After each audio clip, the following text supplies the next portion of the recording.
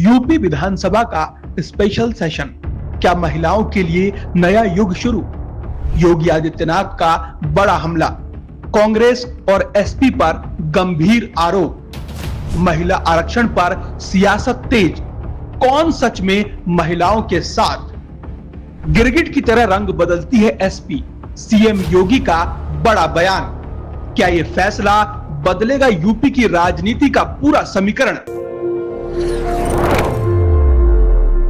उत्तर प्रदेश की राजनीति में आज एक अहम मोड़ देखने को मिला, जब महिलाओं के आरक्षण जैसे संवेदनशील और बड़े मुद्दे पर चर्चा के लिए विधानसभा का विशेष सत्र बुलाया गया।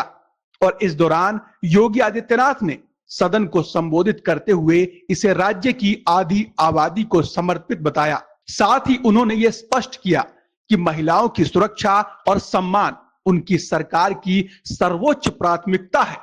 अपने भाषण में उन्होंने जहां एक तरफ महिला सशक्तिकरण की बात की, वहीं दूसरी तरफ विपक्ष पर जोरदार हमला भी बोला। खासकर इंडियन नेशनल कांग्रेस और समाजवादी पार्टी को निशाने पर लेते हुए कहा कि इन दलों की सोच महिलाओं के प्रति नकारात्मक रही है और यही कारण है कि उन्होंने संसद में महिला आरक्षण का विरोध किया। सीएम योगी ने यह भी आरोप लगाया कि समाजवादी पार्टी का रवैया स्थिर नहीं है और वो गिरगिट की तरह रंग बदलती है, जो राजनीतिक अवसरवाद का संकेत देता है। इस बयान के बाद सदन में माहौल और गर्मा गया, जहां सत्ता पक्ष और विपक्ष के बीच तीखी नोकझोंक देखने को मिली। लेकिन इस पूरे घटनाक्रम के बीच सबसे बड़ा सवाल यही बना हुआ है कि क्या यह विशेष सत्र वास्तव में महिलाओं के अधिकारों और उनकी भागीदारी को मजबूत करने की दिशा में ठोस कदम साबित होगा, या फिर यह भी राजनीतिक आरोप प्रत्यारोप तक ही सीमित रह जाएगा।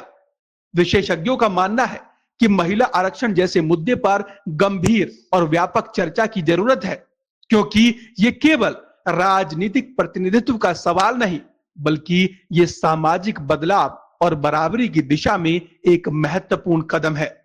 वहीं विपक्षी दलों का कहना है कि सरकार इस मुद्दे का राजनीतिक लाभ उठाने की कोशिश कर रही है और जमीनी स्तर पर महिलाओं की स्थिति में सुधार के लिए ठोस कदम नहीं उठाए जा रहे। इसी बीच जनता और खासकर महिला वर्ग की नजरें इस पूरे सत्र पर टिकी हुई है, क्योंकि उन्हें उम्मीद है कि इस बहस से कोई ठोस नीति और निर्णय निकलकर सामने आएगा, जो उनके जीवन में वास्तविक बदलाव ला सके।